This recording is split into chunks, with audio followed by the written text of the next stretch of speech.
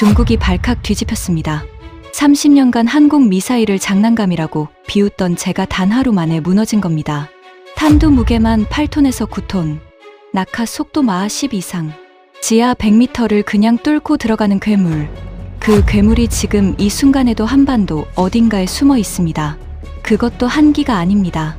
수백 기를 2027년까지 확보하는 것이 목표라는 보도가 나왔을 때 저는 그 자리에서 얼어붙었습니다. 한국이 해냈습니다. 핵무기 없이 핵 억제력을 손에 넣은 겁니다. 제가 30년 동안 불가능하다고 강의실에서 외쳤던 그 일을 말입니다. 그리고 더 충격적인 것은 현무6과 현무7까지 개발 중이라는 사실입니다. 사거리 5000km, 마하 6.2 이상의 극초음속, 어떤 방어망으로도 막을 수 없는 지그재그 비행. 진짜 충격의 전말, 지금 공개합니다. 시작 전 구독과 좋아요는 사랑입니다. 그리고 댓글에 대한민국 최고를 남겨주세요. 저는 중국 국방 전략을 연구한 군사 전략가입니다. 제 이름은 장웨이입니다.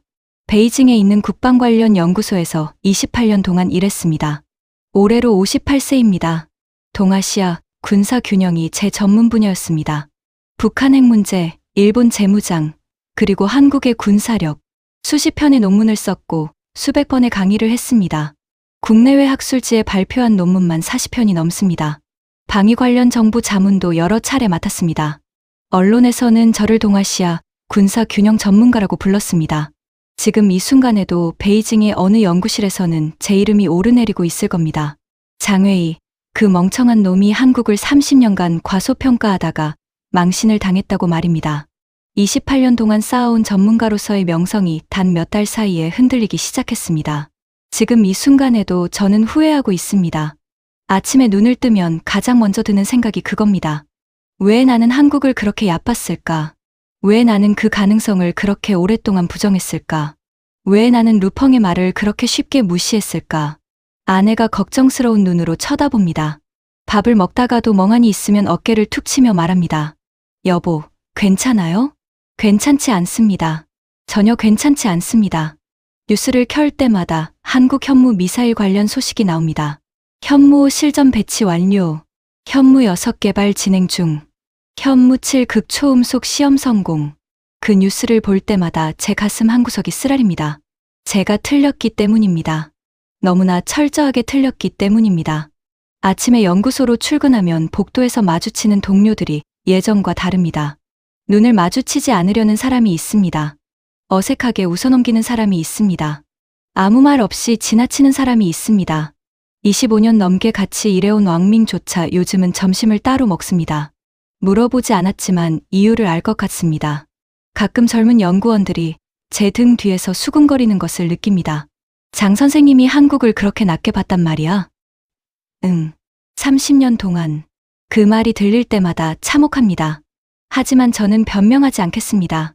대신 고백하겠습니다. 제가 얼마나 어리석었는지를 말입니다. 모든 것은 지금으로부터 약 10년 전으로 거슬러 올라갑니다. 베이징 어느 연구소의 세미나실. 그곳의 공기는 겨울의 차가운 냉기와 사람들의 열기가 묘하게 뒤섞여 있었습니다. 12월이었습니다. 창밖으로는 베이징의 회색빛 하늘이 보였고 간간히 눈발이 흩날렸습니다. 실내에는 40명이 넘는 군사 전략 연구자들이 빼곡히 앉아 있었습니다. 가죽 의자가 늘어선 긴 테이블. 앞쪽 화면에는 동아시아 군사 균형 변화 추이라는 제목이 떠 있었습니다. 커피와 차 향기가 실내를 가득 채우고 있었고 사람들이 서류를 뒤적이는 소리, 펜으로 메모하는 소리가 낮게 깔렸습니다. 천장에 형광등이 하얀 빛을 쏟아내고 있었고 빔 프로젝터에서는 동아시아 군사 지도가 크게 떠 있었습니다. 마이크 앞에는 제가 서 있었습니다. 그날의 강연 주제는 한국의 군사 독립 가능성이었습니다. 그것이 모든 비극의 시작이었습니다. 하지만 그때는 몰랐습니다. 그날의 강연이 10년 후 제 전문가 인생 최대의 오점이 될 것이라는 사실을. 그날의 저는 자신만만했습니다. 베이징에서 군사 전략을 연구한 지 18년째 되던 해였습니다. 막 수석 연구원으로 승진하고 연구소 내에서 동아시아 담당 최고 전문가로 인정받던 시절이었죠. 그해 봄에는 국방 관련 정부 기관으로부터 자문 위촉장을 받기도 했습니다. 논문 발표 건수도 그 무렵 최고 절정기였습니다. 모든 것이 잘 풀리던 시절이었습니다. 제 왼쪽에는 왕민이 앉아 있었습니다. 50대 중반의 전직 해군 장교 출신으로 항상 날카로운 분석으로 유명한 사람이었습니다. 22년간 해군에서 근무하다 전역 후 연구소에 합류한 인물입니다. 표정이 항상 진지했고 말수가 적었지만 한마디 할 때는 반드시 핵심을 찔렀습니다. 오른쪽에는 리샤오가 있었습니다. 40대 초반의 젊은 연구원으로 미국 군사 전략이 전공이었습니다. 미국 유학 경험이 있어서 서양의 군사 이론에 밝았습니다. 항상 노트북을 켜놓고 실시간으로 데이터를 검색하는 습관이 있었습니다. 그 뒤로도 루펑, 천지, 수메이 등 동료 연구원들이 줄지어 앉아 있었습니다. 루펑은 30대 후반으로 연구소에서 가장 꼼꼼한 자료 분석으로 유명했습니다. 천지는 30대 중반으로 보조 연구원이었는데 자료 수집 능력이 탁월했습니다. 수메이는 40대 초반으로 북한 전문가였습니다. 그 자리에서 저는 이렇게 말했습니다. 한국의 군사 독립은 꿈에 불과합니다. 북한의 핵무기가 버티고 있고 중국이 있고 러시아가 있는 이 지역에서 재래식 무기만으로 억제력을 확보하는 것은 원칙적으로 불가능합니다. 그리고 더 나아가 이렇게 말했습니다. 한국의 군사력은 미국의 해구산이 있기에 의미가 있습니다. 그 해구산을 빼고 나면 한국의 재래식 전력은 이 지역 억제 방정식에서 독립 변수가 되기 어렵습니다. 역사적으로도 전략적으로도 그렇습니다. 세미나 씨의 박수가 터졌습니다. 왕민이 제 어깨를 툭 치며 말했습니다. 역시 장외야. 정확한 분석이야. 리샤오가 고개를 끄덕이며 물었습니다. 장 선생님, 그렇다면 한국의 미사일 개발은 어떻게 보십니까? 저는 피식 웃으며 대답했습니다. 장난감입니다. 북한의 전술 핵무기 앞에서 재래식 탄도 미사일이 뭘 할 수 있겠습니까? 핵에는 핵으로 답해야 합니다. 재래식은 재래식일 뿐입니다. 또 한 번 박수가 나왔습니다. 앞줄에서 누군가 말했습니다. 명쾌한 분석입니다. 그날 저는 속으로 쾌재를 불렀습니다. 완벽한 강의였다고 생각했습니다. 가슴이 뿌듯했습니다. 내 분석이 청중을 설득했다는 자신감이 넘쳤습니다. 그리고 그 생각이 이후 10년 동안 제 판단을 지배하게 됩니다. 그것은 제 인생 최대의 오판이었습니다. 제가 한국 미사일을 처음으로 진지하게 접한 건 2017년이었습니다. 그해 가을, 베이징 연구소 자료실. 저는 한국의 현무 미사일 시리즈 관련 문서를 검토하고 있었습니다. 자료실 창밖으로는 가을비가 내리고 있었고 낡은 책상 위에는 커피잔이 식어가고 있었습니다. 형광등 아래서 수백 페이지짜리 자료를 넘기며 간간히 메모를 했습니다. 당시 한국의 현무 미사일에 대한 저의 평가는 간단했습니다. 탄두 중량이 너무 작다. 사거리가 제한적이다. 그리고 결정적으로 핵탄두를 탑재할 수 없다. 제가 검토한 당시 현무 미사일 공개 재원은 이랬습니다. 탄두 중량 최대 500kg, 사거리 최대 800km, 탄두 무게와 사거리는 한미 미사일 지침에 따라 제한. 이 숫자들을 보면서 저는 확신했습니다. 이 정도 능력으로는 북한의 지하 핵시설에 실질적인 위협이 되지 않는다. 탄두 500kg짜리 미사일이 땅을 얼마나 뚫겠는가. 제 분석 보고서에는 이렇게 적었습니다. 한국의 현무 미사일은 전술적 차원의 보복 능력에는 부합하나 전략적 억제력으로서는 근본적인 한계를 지닌다. 북한의 전술 핵무기는 물론 중국의 핵 전력에 대한 억제 수단으로 기능하기에는 역부족이다. 재래식 미사일의 한계는 기술이 아니라 물리적 상한에 있으며 이 한계는 극복 불가능하다. 이 보고서는 연구소 내에서 꽤 높은 평가를 받았습니다. 수석 연구원이 직접 전화를 해서 말했습니다. 장회의, 이 분석 정말 탁월해. 상부에도 전달하겠어. 저는 가슴이 뿌듯했습니다. 내 분석이 맞다는 확신이 더욱 깊어졌습니다. 그 무렵 한국과 미국 사이에는 미사일 지침이라는 게 있었습니다. 한국이 탄도 미사일을 만들 때 탄두 무게와 사거리를 일정 수준 이하로 제한하는 협약이었습니다. 탄두 무게 최대 500kg, 사거리 최대 800km. 이 지침은 1979년에 처음 만들어졌고 여러 번 개정을 거쳤지만 핵심 제한은 유지되고 있었습니다. 저는 그 지침을 보면서 확신했습니다. 이 제한이 있는 한 한국 미사일은 영원히 전략적 한계 안에 머물 것이라고. 설령 지침이 풀린다고 해도 독자적으로 탄두 중량 수톤짜리 미사일을 개발하는 건 몇십 년이 걸릴 것이라고 생각했습니다. 연구소 동료들과의 점심 대화에서 저는 자주 이 얘기를 꺼냈습니다. 왕민이 어느 날 식사 중에 물었습니다. 한국이 미사일 지침을 없애려고 한다는데 그게 되면 달라지나? 저는 젓가락으로 요리를 집으며 대답했습니다. 지침이 없어진다고 갑자기 기술력이 생기는 건 아니잖습니까? 관계없어요. 루펑이 조심스럽게 말했습니다. 하지만 한국의 기초 기술 수준이 높으니까요. 지침이 풀리면 생각보다 빨리. 저는 손을 저었습니다. 루펑, 탄두 무게를 10배 이상 늘리는 게 그렇게 간단한 문제가 아니야. 그냥 더 큰 쇳덩이를 달면 되는 게 아니라고. 유도 체계, 추진 체계, 구조 전체를 다시 설계해야 해. 10년은 걸려. 루펑이 더 이상 말하지 않았습니다. 그 대화를 하던 날 저는 정말로 걱정하지 않았습니다. 오히려 제 판단에 더 확신을 가졌습니다. 그것이 두 번째 오판이었습니다. 그리고 2021년 모든 것을 바꾼 소식이 터졌습니다. 5월이었습니다. 저는 평소처럼 아침 커피를 마시며 연구실 컴퓨터를 켰습니다. 5월의 베이징은 화창했습니다. 창밖으로 연두색 나무잎들이 바람에 흔들리고 있었습니다. 뉴스창을 열자 제일 위에 굵은 글씨로 뜬 제목이 있었습니다. 한미 미사일 지침 완전 종료.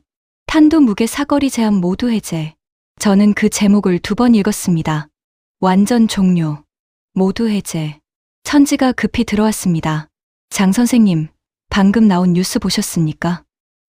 응. 봤어. 어떻게 생각하세요? 저는 잠깐 멈췄다가 말했습니다. 지침이 없어진다고 달라지는 건 없어. 기술력은 하루아침에 생기지 않아. 천지가 말했습니다. 그런데 선생님, 한국의 미사일 개발 관련 예산이 지난 3년간 연평균 22%씩 증가했다는 자료가 있습니다. 저는 화면에서 눈을 들어 천지를 봤습니다. 연평균 22%요? 네. 3년 연속입니다. 저는 속으로 계산해봤습니다. 3년간 연평균 22% 증가면 3년 사이에 예산이 거의 2배 가까이 늘어난 겁니다. 그래도 저는 고집했습니다. 예산이 늘어난다고 기술이 따라오는 건 아니야. 두고 봐야 알아. 그 말을 하며 저는 컴퓨터 화면으로 시선을 돌렸습니다. 천지가 자기 자리로 돌아갔습니다. 그날 오후 루펑이 제 연구실 문을 두드렸습니다. 장 선생님, 잠깐 시간 되십니까? 들어와. 루펑이 노트북을 들고 들어왔습니다. 선생님, 이 자료 한번 보시겠습니까? 그가 보여준 건 한국방위사업청의 연간 보고서였습니다. 중장기 미사일 개발 계획 관련 대목이 열려 있었습니다. 저는 훑어보다가 말했습니다. 계획이야 잘 세울 수 있지. 실현 여부가 문제지. 루펑이 말했습니다. 선생님, 한국은 지금까지 한 번도 방산 중장기 계획을 실패한 적이 없습니다. 이행률이 97%입니다. 저는 그 말을 듣고도 고개를 저었습니다. 지금까지의 계획은 작은 규모였잖아. 이건 차원이 달라. 루펑이 물러났습니다.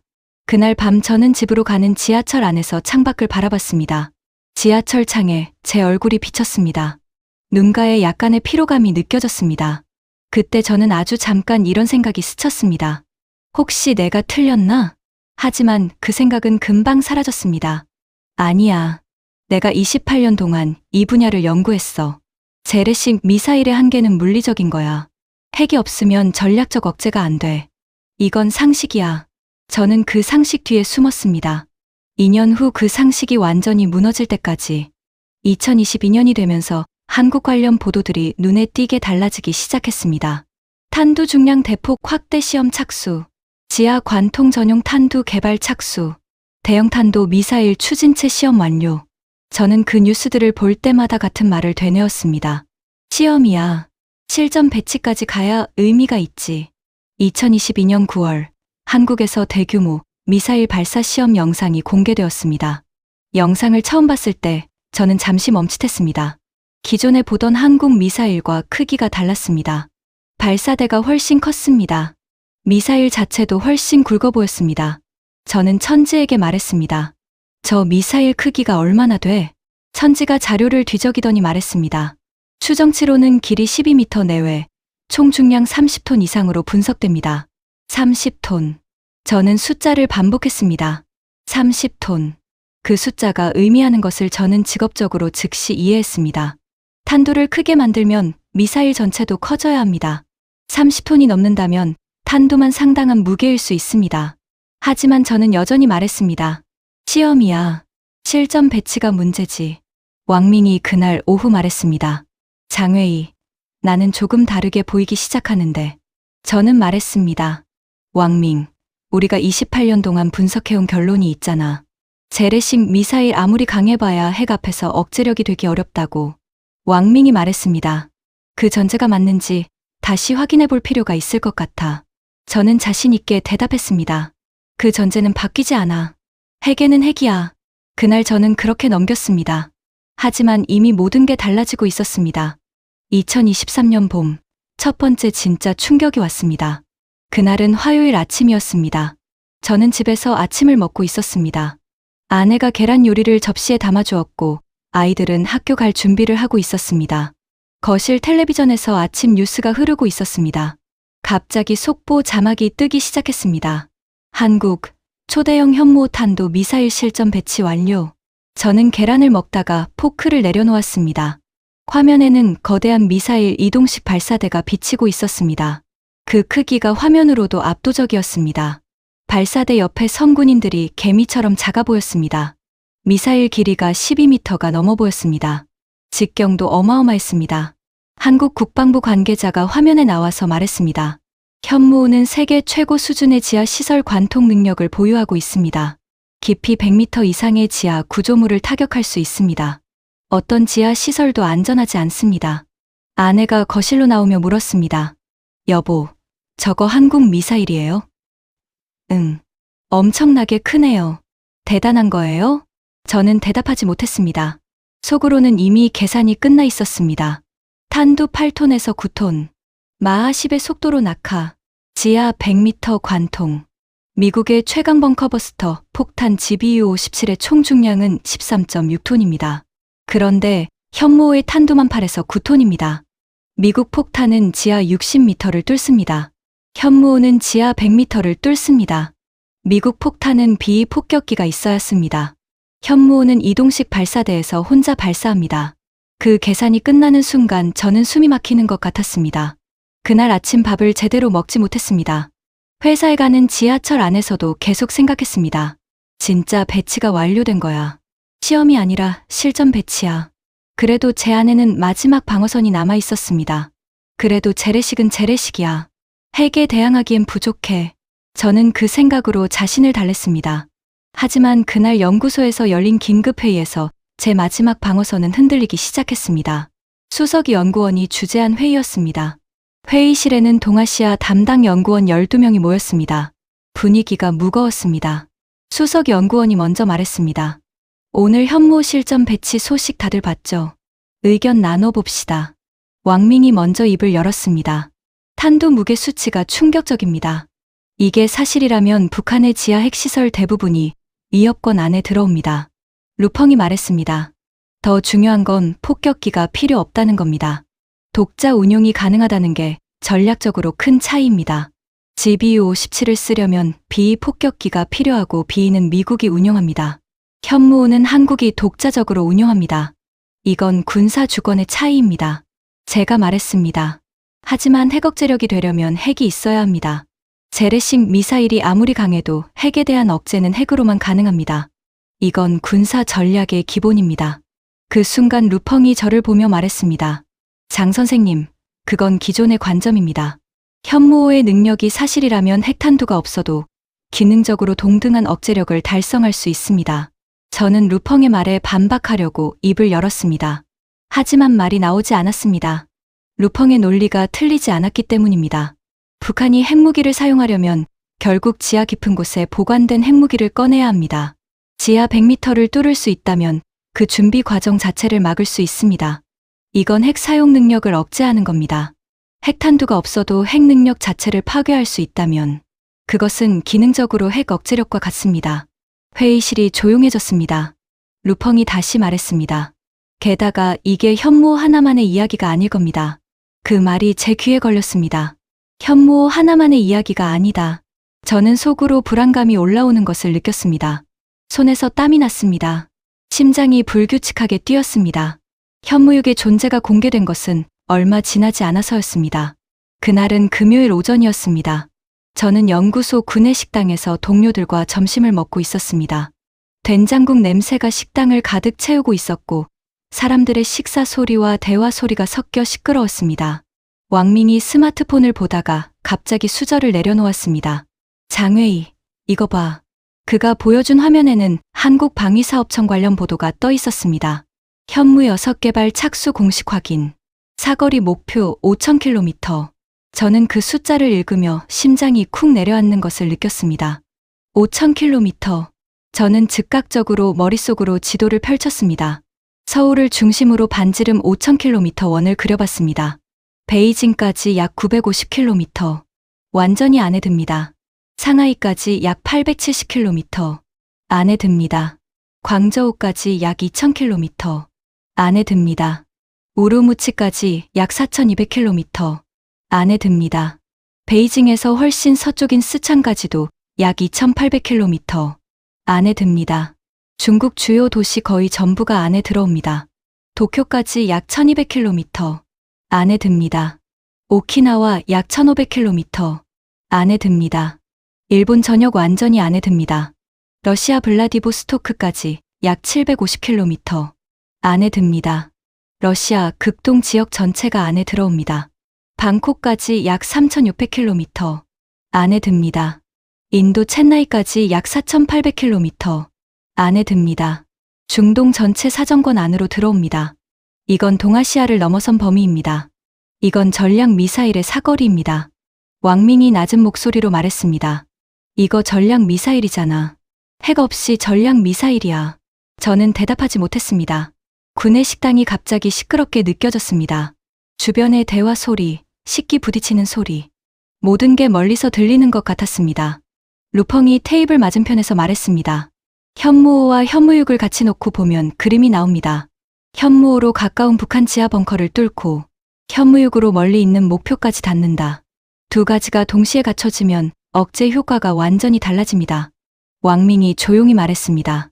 핵 없이 핵 억제력이라는 말이 이제 허풍이 아닌 것 같아. 저는 밥을 더 이상 먹을 수가 없었습니다. 숟가락을 내려놓고 의자를 뒤로 밀었습니다. 잠깐 화장실 다녀오겠다는 말을 남기고 자리를 떴습니다. 화장실 거울 앞에 서서 저는 제 얼굴을 바라봤습니다. 창백해져 있었습니다. 눈 아래 다크서클이 도드라져 보였습니다. 저는 수도꼭지를 틀고 차가운 물로 얼굴을 씻었습니다. 물이 뚝뚝 떨어지는 얼굴을 보며 중얼거렸습니다. 아직 개발 중이야. 완성된 게 아니잖아. 5,000km는 목표치일 뿐이야. 그 마지막 자기 위안으로 그날을 버텼습니다. 그리고 가장 결정적인 충격이 왔습니다. 현무칠의 소식이 들어온 것은 그로부터 얼마 후였습니다. 그날 저는 연구실에서 다른 보고서를 작성하고 있었습니다. 오후 3시쯤이었습니다. 화면 한쪽에 뉴스창을 열어두고 있었는데 알림이 하나 떴습니다. 한국 하이코어 프로젝트 공개. 현무7 극초음속 미사일 시험 성공. 속도 마하 6.2 이상. 적어도 지그재그 활공 방식. 저는 처음에 잠깐 스쳐 지나쳤습니다. 극초음속이라면 중국도 개발 중이고 러시아도 있고 미국도 있습니다. 한국도 해볼 수 있겠지. 그런데 적어도 지그재그 활공이라는 단어에 눈이 멈췄습니다. 저는 그 단어들의 의미를 30년 경력의 군사 전략가로서 즉각적으로 이해했습니다. 일반적인 탄도 미사일은 포물선을 그리며 날아갑니다. 발사되면 위로 올라갔다가 내려오는 곡선 경로입니다. 이 경로는 수학적으로 계산 가능합니다. 현대적인 미사일 방어 시스템은 이 경로를 예측해서 요격합니다.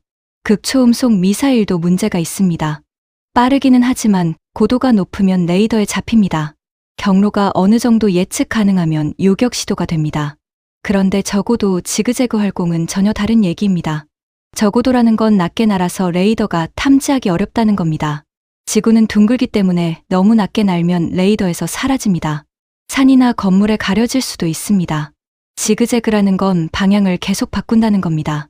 어디로 향하는지 예측 자체가 불가능합니다. 마하 6.2 이상의 속도로. 낮게, 지그재그로. 방향을 예측할 수 없게.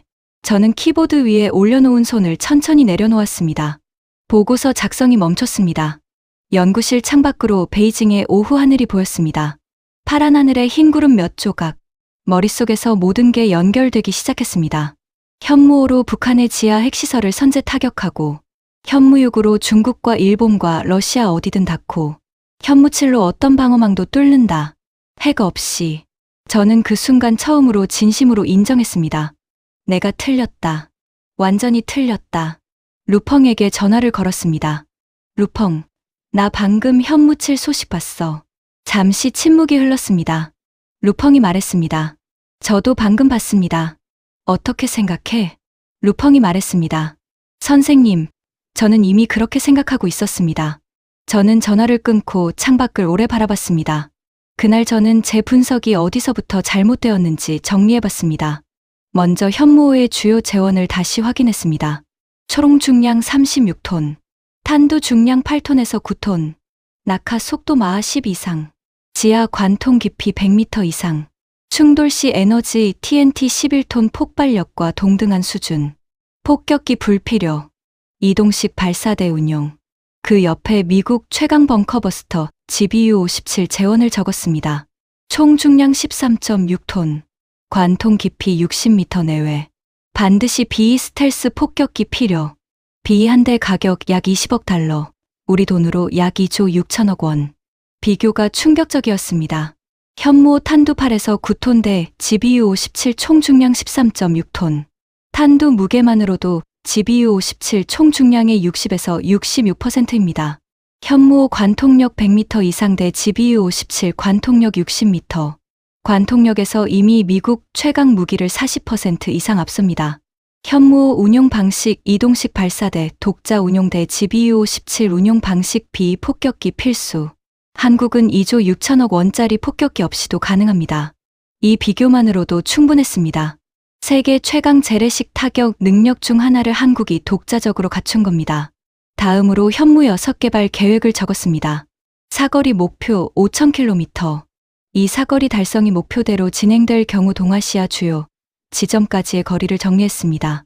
베이징 약 950km, 사정권 안, 상하이 약 870km, 사정권 안, 홍콩 약 2030km, 사정권 안, 충칭 약 2300km, 사정권 안, 청두 약 2700km, 사정권 안, 도쿄 약 1200km, 사정권 안, 오사카 약 1100km, 사정권 안, 블라디보스토크 약 750km, 사정권 안, 하바롭스크 약 1350km, 사정권 안, 방콕 약 3600km, 사정권 안, 싱가포르 약 4700km, 사정권 안, 중국 주요 도시 전체, 일본 전역, 러시아 극동, 동남아 전체가 사정권 안으로 들어옵니다. 그 다음 줄에 현무치를 적었습니다. 하이코어 프로젝트, 속도 마하 6.2 이상, 비행 방식 적어도 지그재그 활공, 현존 방공 시스템으로 요격 불가 수준. 페이지 맨 아래에 저는 한 줄을 적었습니다. 비핵 국가 중 세계 최상위 수준 전략 타격 능력. 그리고 펜을 내려놓았습니다. 한국은 제가 생각했던 것과 전혀 다른 차원의 군사력을 이미 확보했거나 확보하는 중이었습니다. 그 후 며칠을 저는 거의 잠을 자지 못했습니다. 밤에 침대에 누워도 숫자들이 머릿속을 떠나지 않았습니다. 36톤, 8에서 9톤, 마하 10점, 100m, 5000km, 마하 6.2. 제 30년 경력의 분석이 이 숫자들 앞에서 한 줄 한 줄 무너졌습니다. 재래식 미사일의 한계는 물리적이다. 탄두 8에서 9톤 앞에서 무너졌습니다.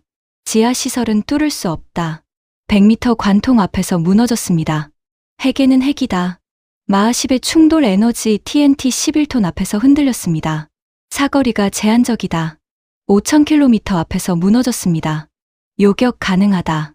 마하 6.2 지그재그 앞에서 완전히 무너졌습니다. 세 번째 날 밤이었습니다. 새벽 2시에 잠을 못 이루고 서재에 불을 켰습니다. 책상 위에 노트를 펼치고 저는 처음으로 이렇게 적었습니다. 나는 틀렸다.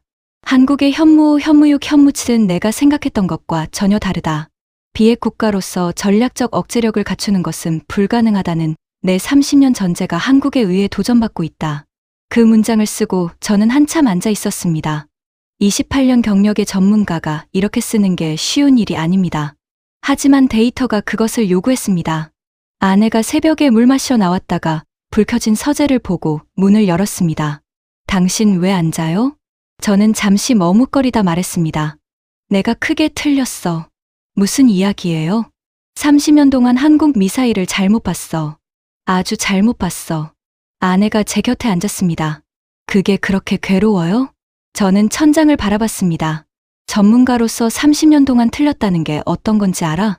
아내가 말했습니다. 틀렸다는 걸 알게 됐으니 다행이 아닌가요? 그 말이 위로가 됐습니다. 조금은. 연구소에 돌아와서 저는 긴급 보고서를 작성했습니다. 제목은 한국 현무 시리즈 재평가 분석이었습니다. 기존 분석의 핵심 전제인 비핵 국가의 전략적 억제력 확보 불가능 명제를 한국의 현무 5, 현무 6, 현무 7이 근본적으로 도전하고 있다. 이 보고서를 수석 연구원에게 제출했습니다. 수석 연구원이 읽고 나서 저를 불렀습니다. 장회의, 이거 자네가 쓴 게 맞아? 네. 자네가 30년 동안 주장해온 것과 정반대잖아. 저는 고개를 끄덕였습니다. 데이터가 그렇습니다. 수석 연구원이 잠시 저를 바라봤습니다. 용기 있네. 저는 쓴웃음을 지었습니다. 틀렸으면 틀렸다고 해야죠. 그날 회의에서 저는 공개적으로 말했습니다. 저는 제가 틀렸다는 것을 인정합니다. 한국의 현무 시리즈는 제가 생각한 것과 전혀 다른 차원의 무기입니다. 핵 없이 핵 억제력이 불가능하다는 제 주장은 재검토가 필요합니다. 회의실이 조용했습니다. 누군가 기침을 했습니다. 루펑이 시선을 내리깔았습니다. 그날 이후 제 주변이 달라졌습니다. 복도에서 마주치는 사람들의 눈빛이 달라졌습니다. 점심 식사 자리가 어색해졌습니다. 하지만 저는 후회하지 않았습니다. 틀렸으면 인정해야 합니다. 그것이 전문가의 기본 도리입니다. 그 무렵 한국의 현무 실전 배치 소식은 국제사회에서도 큰 반향을 일으켰습니다. 저는 며칠에 걸쳐 각국의 반응을 정리해봤습니다. 미국 언론의 반응이었습니다. 미국 주요 방산 전문지는 이렇게 보도했습니다. 한국이 비핵 국가로서는 전례 없는 수준의 관통 무기를 실전 배치했다. 이는 재래식 억제력의 새로운 기준점이 될 것이다. 미국 국방부 관계자는 공식 논평은 피하면서도 한국의 방산 기술 수준에 주목한다는 입장을 밝혔습니다. 일본의 반응이었습니다. 일본 방위성은 내부적으로 분석 작업에 들어갔다는 보도가 나왔습니다. 일본 언론은 한국이 독자적 억제 능력을 갖추어가고 있다며 일본의 방산 개발 방향에 시사점이 있다고 분석했습니다. 일본 방산 전문가는 현무의 관통력이 일본이 보유한 어떤 재래식 무기보다도 앞선다는 평가를 내놓았습니다. 영국의 방산 분석 기관은 보고서를 냈습니다. 내용은 이랬습니다. 현무5는 단순한 지역 억제 무기가 아니다. 탄두 중량, 관통 능력, 독자 운용 가능성을 모두 감안하면 비핵 전략 무기의 새로운 범주를 만들어냈다. 그 보고서를 읽으며 저는 또 한 번 가슴이 쓰렸습니다. 외국 기관들이 한국 무기를 비핵 전략 무기의 새로운 범주라고 평가하는 동안 저는 30년간 장난감이라고 불렀으니까요. 이후 저는 한국에 대해 다시 공부하기 시작했습니다. 그리고 놀라운 것들을 하나씩 발견했습니다. 첫 번째 발견이었습니다. 한국은 1979년부터 미사일 지침 안에서도 포기하지 않고 기술을 키워왔습니다. 탄두 500kg 제한 안에서 할 수 있는 최선을 다했습니다.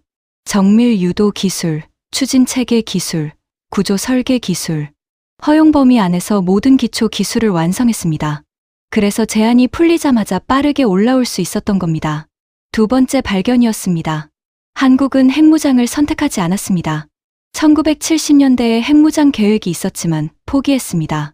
대신 재래식 무기로 최대한의 억제력을 달성하겠다는 방향을 선택했습니다. 그 원칙이 현무5, 현무6, 현무7을 만들었습니다. 더 어렵고 더 오래 걸리는 길이었지만 그 길을 걸었습니다. 세 번째 발견이었습니다. 한국 방산의 개발 이행률이었습니다. 한국은 중장기 방산 개발 계획을 세우면 거의 그대로 실행합니다. 이행률이 97%라는 루펑의 말이 맞았습니다. 말만 하고 안 되는 게 아니라 말하면 한다는 겁니다. 네 번째 발견이었습니다. 2021년 지침 종료부터 현무5 실전 배치까지의 기간이었습니다. 통상적으로 이 정도 규모의 무기 체계를 처음부터 개발하면 10년 이상이 걸립니다. 그런데 한국은 훨씬 빠르게 진행했습니다. 이건 기초 기술이 이미 준비되어 있었다는 증거입니다. 지침 아래서도 조용히, 묵묵히 기초를 쌓고 있었던 겁니다. 그리고 가장 놀라운 발견이었습니다. 저는 옛날 기사를 뒤지다가 한 인터뷰를 발견했습니다. 미사일 지침이 유지되던 시절 한국방위사업청 관계자가 했던 인터뷰였습니다.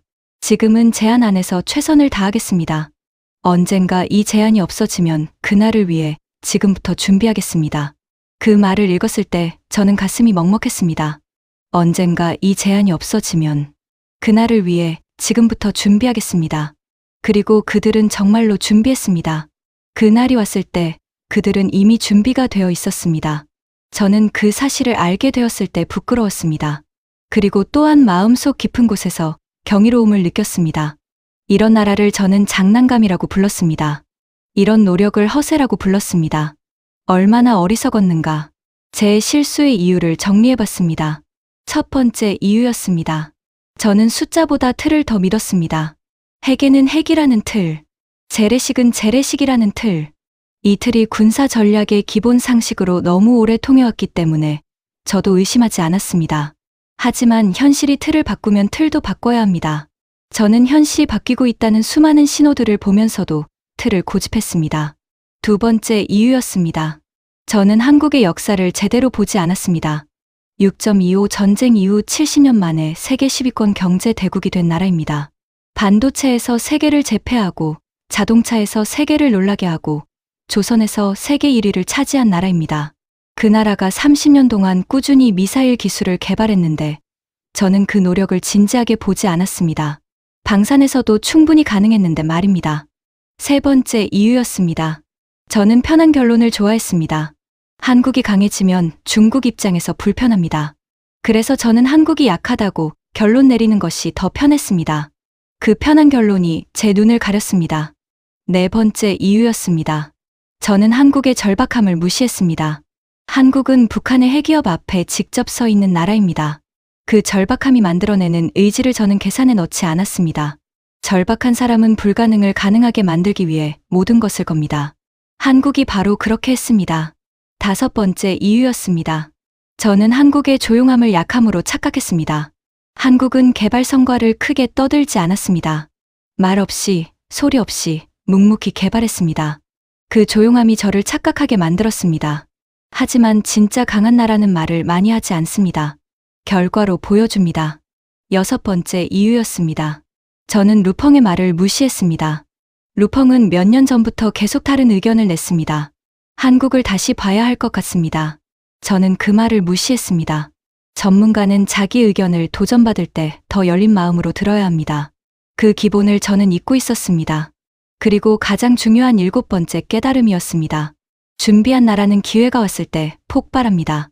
한국은 수십 년 동안 제한 안에서 기초를 쌓았습니다. 제한이 풀리는 날을 위해 조용히 준비했습니다.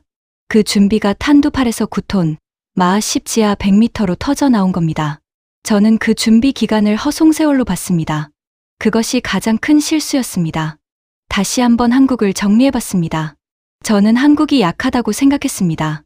하지만 한국은 인내하는 나라였습니다. 저는 한국이 미국 없이는 아무것도 못한다고 생각했습니다. 하지만 한국은 독자적으로 세계 최고 수준 무기를 만들어내는 나라였습니다. 저는 한국 미사일이 장난감이라고 생각했습니다. 하지만 현무호는 미국의 최강 벙커버스터 폭탄보다 강했습니다. 저는 핵 없이 전략 억제는 불가능하다고 생각했습니다. 하지만 한국은 핵 없이 전략 억제 능력의 윤곽을 만들어가고 있었습니다. 한국이 전혀 다른 나라였습니다. 그리고 한국은 원칙이 있는 나라였습니다. 핵무장이라는 쉬운 길을 택하지 않고 더 어렵고 더 긴 길을 걸었습니다. 그 원칙이 지금의 결과를 만들었습니다. 얼마 전 제 딸이 물었습니다. 저녁 식사 자리였습니다. 된장찌개 냄새가 부엌에서 흘러나왔습니다. 딸아이가 제 옆에 앉아서 아무렇지도 않게 물었습니다. 아빠 요즘 한국 공부 많이 하던데 한국이 대단해요? 저는 젓가락을 내려놓고 잠시 생각했습니다. 어떻게 말해줘야 할까? 저는 이렇게 대답했습니다. 응, 대단해. 아빠가 틀렸어. 딸이 눈을 동그랗게 뜨며 말했습니다. 아빠가 틀렸어요? 아빠는 항상 맞던데. 저는 쓴웃음을 지으며 말했습니다. 아빠가 항상 맞는 게 아니야. 한국이라는 나라가 아빠 생각보다 훨씬 대단한 나라였어. 조용히, 말 없이, 묵묵히 30년을 준비했어. 그리고 결국 해냈어. 아빠가 그걸 너무 늦게 알았어. 딸이 말했습니다. 그래도 알게 됐잖아요. 저는 고개를 끄덕였습니다. 그래, 이제 알았어. 그날 저녁 식사가 끝나고 저는 혼자 서재에 앉아서 생각했습니다. 10년 전으로 돌아갈 수 있다면 무엇을 바꾸겠나? 첫째, 저는 한국의 기술 개발 속도를 다시 계산하겠습니다. 반도체에서, 자동차에서, 조선에서 이미 입증된 그 속도를 방산에도 똑같이 적용하겠습니다. 그 나라가 방산에서만 느릴 이유가 없었습니다. 둘째, 저는 한국의 의지를 계산에 넣겠습니다. 북한 핵기업 앞에 직접 서 있는 나라의 절박함, 그 절박함이 무엇을 만들어낼 수 있는지 진지하게 생각하겠습니다. 셋째, 저는 제 편한 결론을 의심하겠습니다. 내가 보고 싶은 것만 보고 있는 건 아닌지, 항상 반대편 증거를 먼저 찾겠습니다. 그랬다면 지금쯤 저는 이렇게 고백하지 않아도 됐을 겁니다. 28년 경력의 전문가가 틀렸다는 말을 이렇게 길게 하지 않아도 됐을 겁니다. 하지만 이미 지난 일입니다. 제가 마지막으로 드리고 싶은 말이 있습니다. 주변 나라들, 그리고 한국을 낮게 보고 있는 나라들에게 말합니다. 조용한 나라를 약한 나라로 착각하지 마세요. 말없이 준비하는 나라가 가장 무섭습니다. 한국이 바로 그 증거입니다. 군사 전략을 공부하는 다음 세대에게 말합니다. 틀을 의심하세요. 핵에는 핵이라는 명제도 영원하지 않습니다. 재래식 미사일은 전략 무기가 될 수 없다는 명제도 현무 5, 현무 6, 현무 7 앞에서 도전받고 있습니다. 현실이 틀을 바꾸면 과감하게 틀을 버리세요. 저처럼 10년을 낭비하지 마세요. 그리고 대한민국 국민 여러분께 말합니다. 저는 30년 동안 틀렸습니다. 여러분의 미사일을 장난감이라고 불렀습니다. 여러분의 노력을 허세라고 불렀습니다. 하지만 여러분은 묵묵히 일했습니다. 말 없이, 소리 없이, 그리고 결과로 보여줬습니다. 초롱 중량 36톤, 탄두 8톤에서 9톤, 마하 10 이상, 지하 100m, 사거리 5000km 목표, 마하 6.2 이상, 요격 불가. 이것은 숫자가 아닙니다. 30년간의 인내입니다. 수십 년간의 준비입니다. 그리고 절대로 포기하지 않은 의지입니다. 저는 이제 그 의지를 진심으로 존중합니다. 지금 저는 베이징 외곽의 조용한 동네에서 살고 있습니다. 작은 아파트입니다. 서재 창밖으로는 작은 공원이 보입니다. 아침이 되면 공원에서 운동하는 어르신들이 보이고 아이들이 뛰어노는 소리가 들립니다. 매일 아침 7시에 일어나서 커피를 내립니다. 커피가 내려지는 동안 뉴스를 확인합니다. 그리고 어김없이 한국 현무 미사일 관련 소식이 뜹니다. 현무 5 관련 세부 성능 추가 분석 보도. 현무 6 개발 일정 계획대로 순조롭게 진행 중. 현무 7 하이코어 프로젝트 추가 시험 완료 목표로 진행 중. 2027년까지 수백 기 확보가 목표. 그 뉴스들을 보면서 저는 매일 아침 생각합니다. 한국이 해냈습니다. 핵무기 없이 비핵 국가 중 세계 최상위 수준의 전략 타격 능력을 확보한 겁니다. 이건 기적이 아닙니다. 30년의 준비가 만들어낸 필연입니다. 현무 5와 현무 6과 현무 7이 모두 완성되는 그날, 한국은 이렇게 말할 수 있게 됩니다. 우리는 핵을 갖지 않았습니다. 하지만 누구도 우리를 함부로 건드릴 수 없습니다. 얼마 전 연구소 후배 연구원이 물었습니다. 장 선생님, 한국이 현무 시리즈로 이룬 것을 한마디로 뭐라고 표현하겠습니까? 저는 잠시 생각했다가 대답했습니다. 약속을 지킨 나라입니다. 그날을 위해 지금부터 준비하겠다고 말했고 정말로 준비했습니다. 그것이 현무 5이고 현무 6이고 현무 7입니다. 장난감은 영원히 장난감이 아닙니다. 하지만 30년을 준비한 나라는 하루아침에 세상을 뒤집습니다. 이 이야기가 의미 있으셨다면 주변에 널리 공유해주세요. 댓글로 생각을 나눠주세요. 대한민국을 응원해주세요. 우리의 관심이 대한민국의 위상을 더 높입니다. 구독과 좋아요도 부탁드립니다. 지금까지 시청해주셔서 감사합니다.